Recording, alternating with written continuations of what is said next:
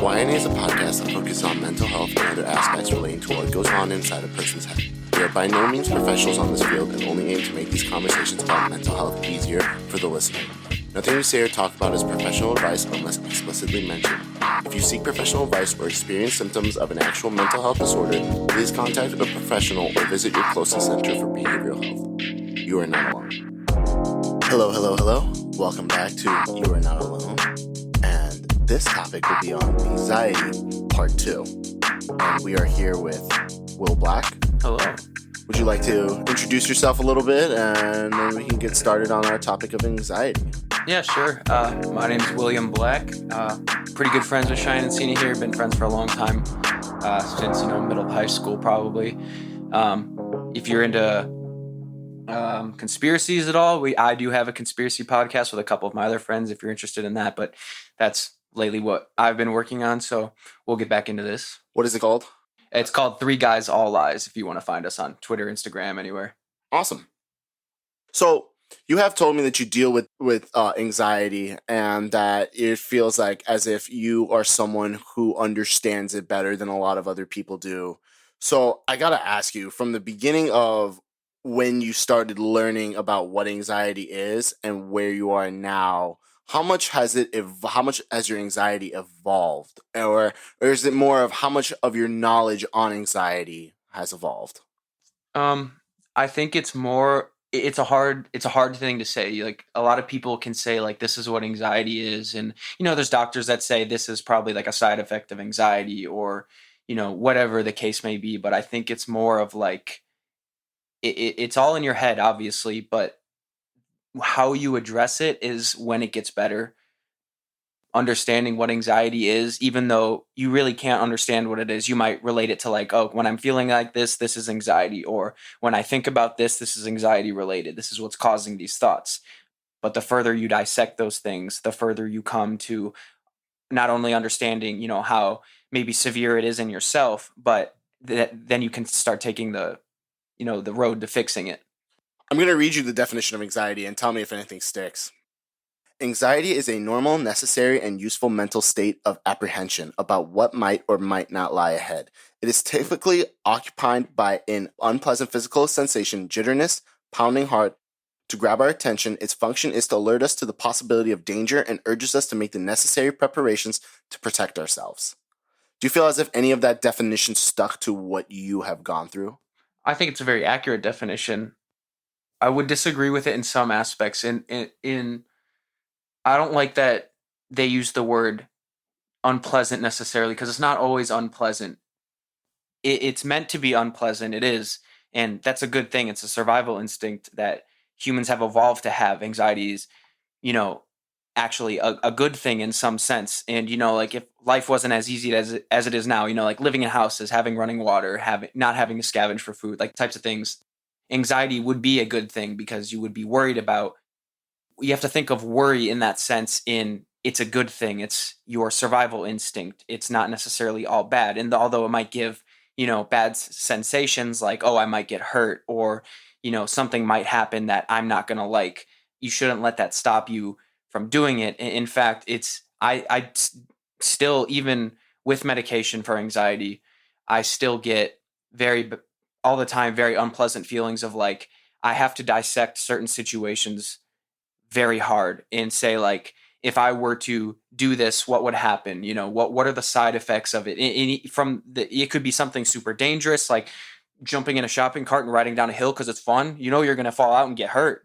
Like, that'll go through your head. But even the smallest situations of like, okay, if I, back in high school, maybe you wanted to like smoke weed and you had to hide it from your parents, but your parents aren't even going to be home. They're gone for a week. You have literally nothing to worry about. But under the slight chance that maybe your neighbor comes by, or just like there are always all these random thoughts that come into my head all the time on like every possible situation that can happen. And that leads me to think about like, what will I do when they do happen? And because there are certain times, and not that situation specifically, but any situation where, things do go downhill or your anxiety was kind of, your gut feeling telling you like this might happen, and it does. Now you know what you're going to do. So I kind of take anxiety from being this bad thing that might that, that doesn't make you feel good, that makes you worried, and turn it into like this thing that it's helping you. And I'm trying to understand that taking anxiety and flipping it to a positive thing rather than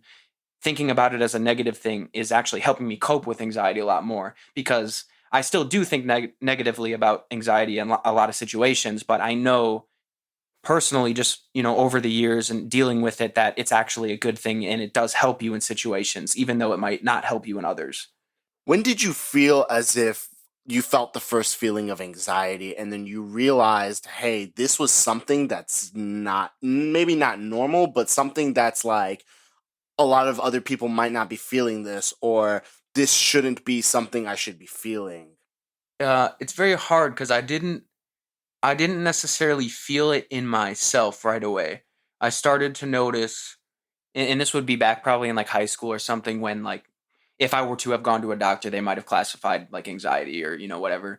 But anxiety in myself has also, I'll put it like this: it makes you wonder about other people too, and it's very weird to say that like anxiety is a personal thing to me, because to me, when I'm worried about other people, like that's also what triggers anxiety, right? Usually when you think of anxiety, it's like a personal thing. It's how you're personally dealing with it, the personal situations. But I think it makes you more responsive and understanding to other people and their situations. And maybe you're overthinking, like, is what I said to this person okay? Or you see somebody alone and they look totally fine. Maybe they like look a little off, but now I might go over and engage in that conversation and just be like, hey, what's up? And then if I pick up, a vibe in the way they're putting their words, or I might be able to pick up like some emotion in their words, I can say, hey, like, hey, are you okay? And, like maybe I've just helped them through something, or just talking to them, made them feel a little bit better.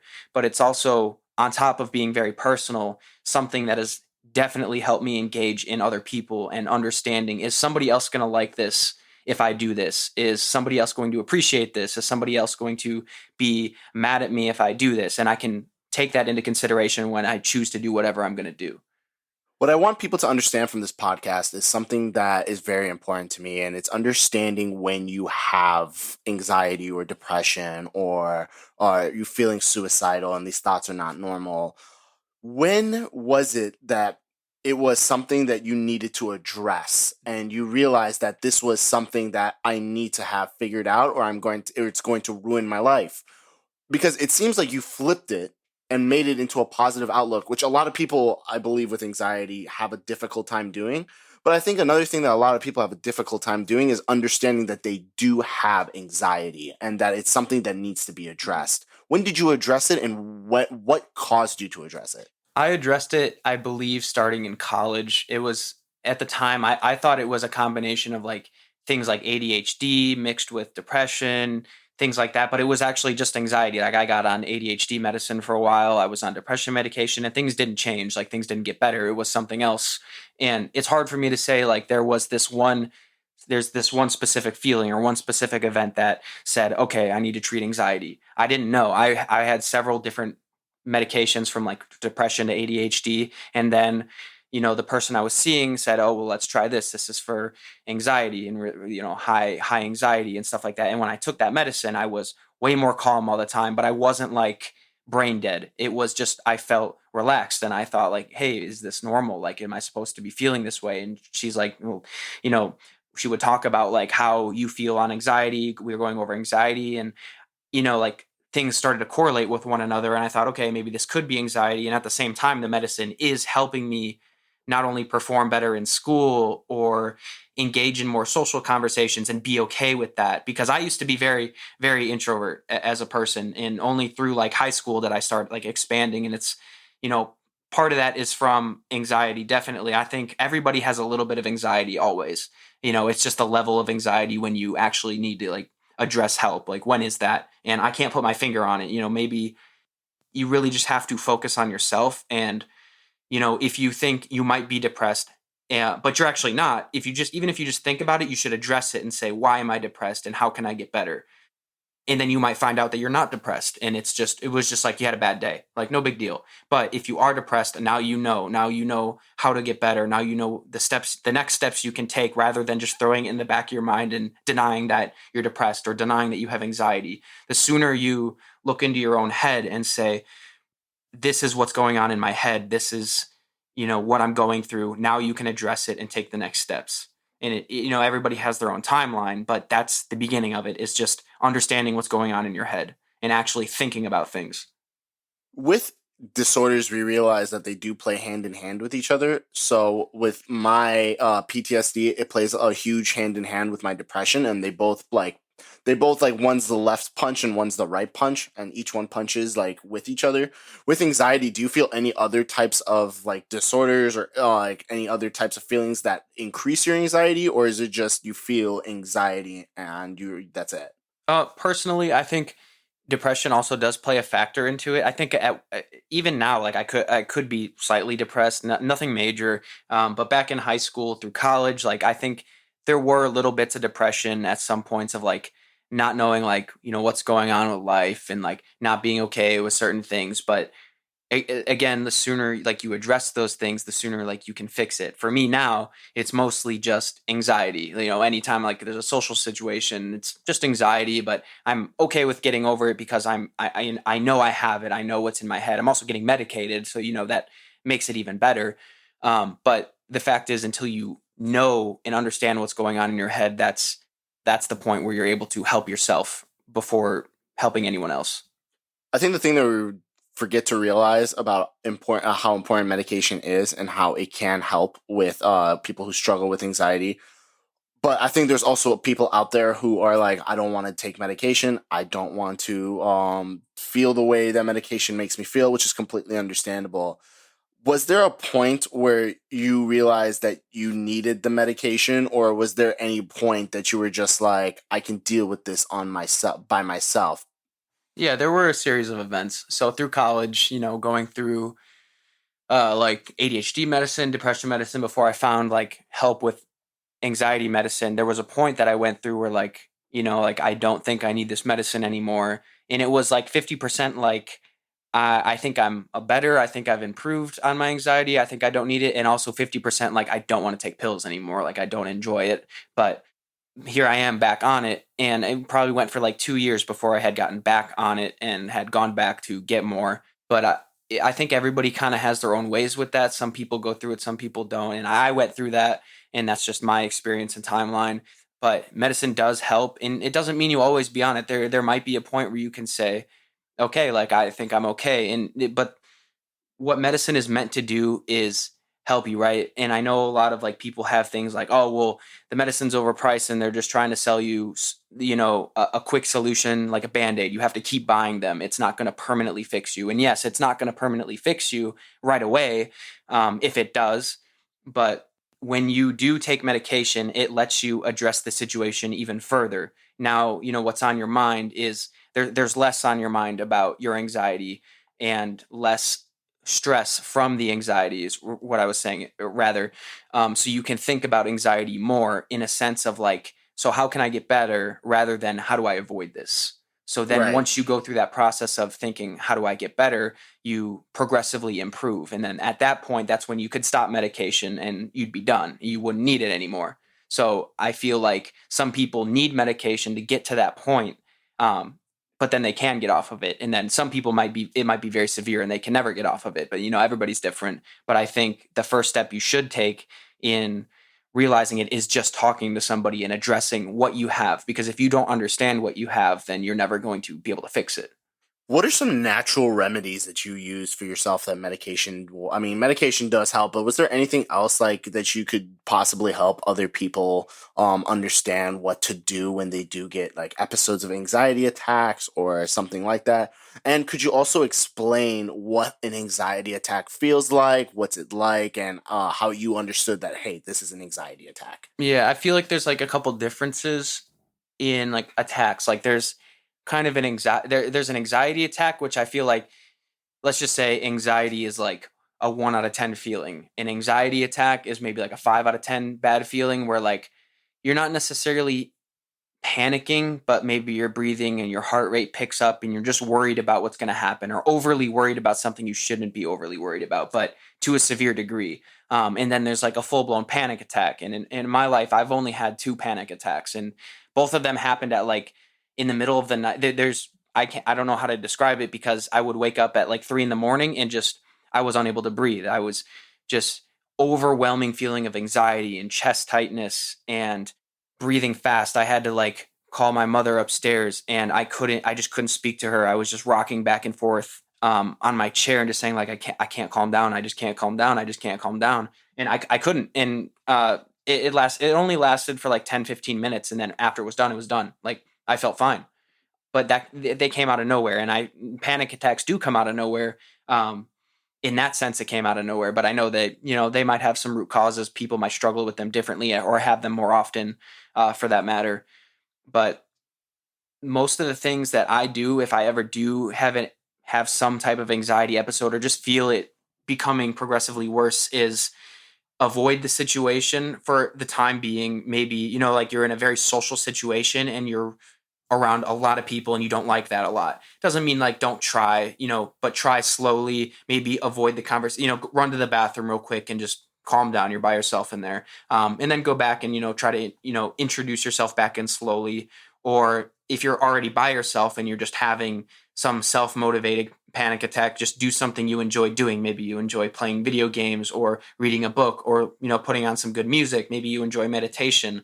But whatever situation you're in, it's good to just avoid that situation for the time being, the short time being, because you don't want to always just say like, okay, let's go to this party. And every party you go to, you're like, nope, don't like it, I'm not going, because you're feeling anxiety. You still want to give yourself a chance to adapt to those things. And that's what will further also help your anxiety, is getting used to new things.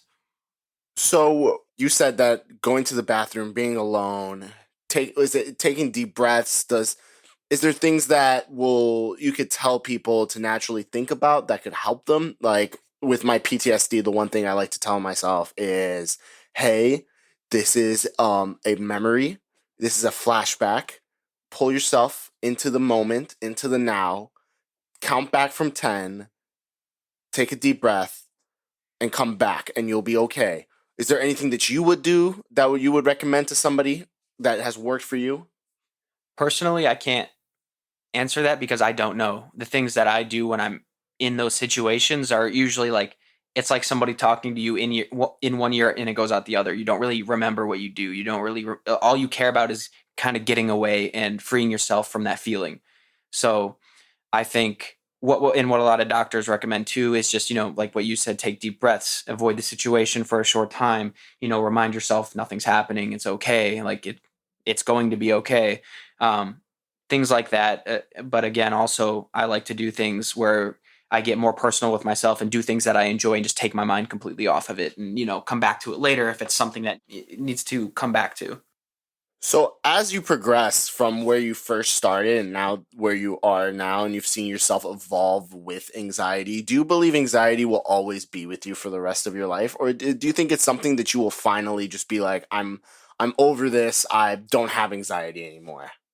I think it's possible to just eventually someday get rid of it and it be gone. And, that might be very advanced to do, but I don't think that's a good idea, because I think, like I said, anxiety is also a good thing with this feeling of like hatred, but it shouldn't be treated that way. When people first begin with anxiety, like it sucks. It really sucks because you don't know how to deal with it. But the further you come along with it, you actually realize that anxiety is your friend. It helps you in certain situations. And not only that, is it makes you more responsive to other people's emotions and your ability to tell what somebody's feeling, and what is that, empathy.